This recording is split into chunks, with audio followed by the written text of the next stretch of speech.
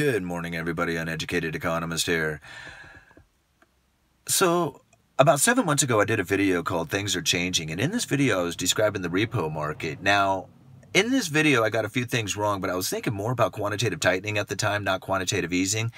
And the quantitative easing portion of the repo market is really what got the notice. Now, I was thinking more about the reverse repo where they could pull liabilities out of the market, because that's really what was happening at the time, was the Federal Reserve was shrinking their balance sheet.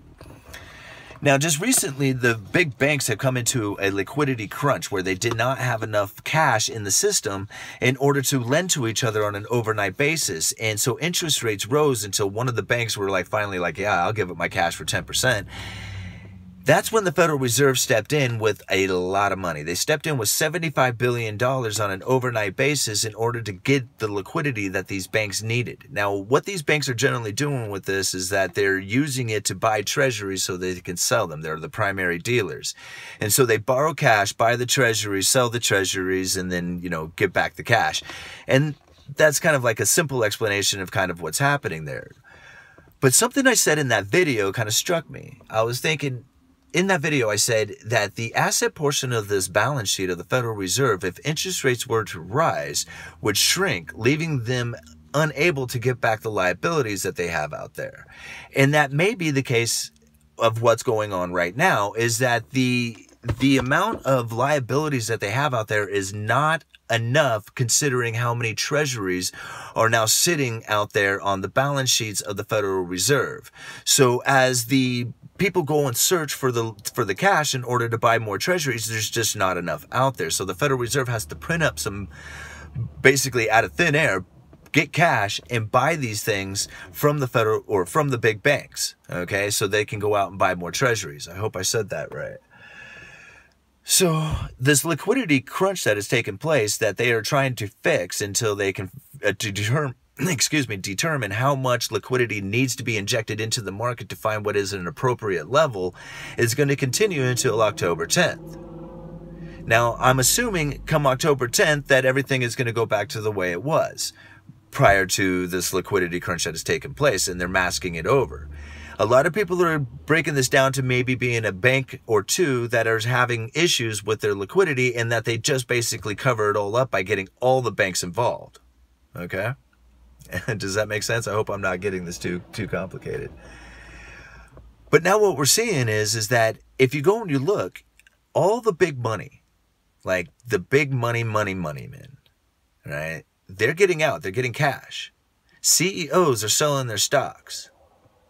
The dollar is strengthening, right? It's up over 99. It's like 99.1, I think it was what it was on the dollar index before I started the video. So you can see the dollar, the cash, is getting tighter. I mean, it's harder to find, and this is the reason why it's getting stronger.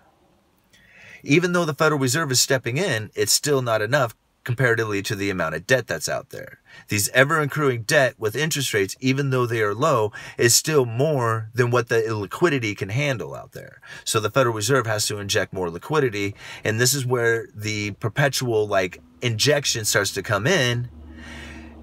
And then, who knows how much, how long, and then how long it takes to get to hyperinflation. So this is kind of like the where things are changing. I noticed it back 7 months ago. It's now showing itself today. It takes a long time for these things to take effect. I just didn't quite see it at the time because, this is a whole new environment. Nobody's ever been in negative interest rates before. Nobody knows what the Federal Reserve is going to be using for its new tools, its policies, how this sentiment of the markets are going to react. This is a brand new game. So yeah, I'm still under the idea that the dollar itself, folding cash, is going to be very valuable at some point, especially if interest rates get so low for bank accounts that they have to go negative. When they do, the banks will have no other choice but to try and force onto the people a cashless society. Okay? It won't be like the banks itself. It won't be like, your retail bank that you're working with. It'll be like the central banks. They will have to figure out a way for when you put your money in the bank, it has no other choice but to stay in that system. It goes from the system into the system, never leaves the system. And because if it does, then everybody would just float into fly into that. If there's cash in the system, everybody would pull their money out in cash. So there can't be any cash. Cash will have to be either become so valuable that you'll give it up, right? You're like, man, a dollar finally gets me like more than I could ever imagine. I have to give it to the bank in order to get that thing. Like I'm going to buy a house and I'm going to use this cash as a down payment, and I'm getting a huge premium for the cash because cash is super valuable now compared to the bank accounts. Because they're going to have two different types of currency. The IMF has already said it. I put out a video quite a while ago. In order for negative bank accounts to exist, there has to be a cashless society, or else people will just pull the cash out, because cash doesn't have a negative bearing interest to it. Even though it doesn't have an interest rate to it, it doesn't have a negative interest rate to it. It's net sum is zero. So holding cash is better than losing it to a bank account. But if you put your money into a bank and it loses negative interest, then nobody's going to want to put their money in there, and then the bank can't exist if nobody wants to deposit with the bank. So instead, what they're going to do is they're going to come up with two currencies.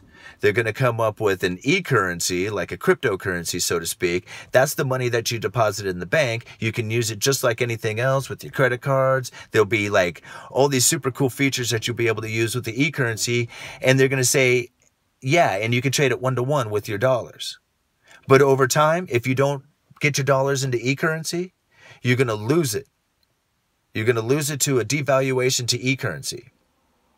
And if you have your money in e-currency, you're going to lose it to a negative rate on your deposit. So you're going to be forced to spend it. This is how they're going to get cash out of the system.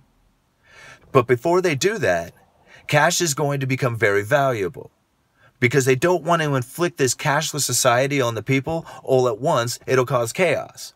What they want is the people to voluntarily give their cash up. And if cash can be like put down on a down payment on a house, it's like if you're the only one left with $1,000, I'm sure that $1,000 cash is going to buy you a lot. But if they do it in such a way that it devalues your currency, like that, yeah, we got this e-currency here, but if you don't, put it into the e-currency, you're going to lose it over time. Then you'll have no other choice. You'll have to give your money up to e-currency and then lose your e-currency to deposits in the bank. Wow, I kind of babbled there a little bit. Sorry, guys. Uneducated economist, you guys let me know.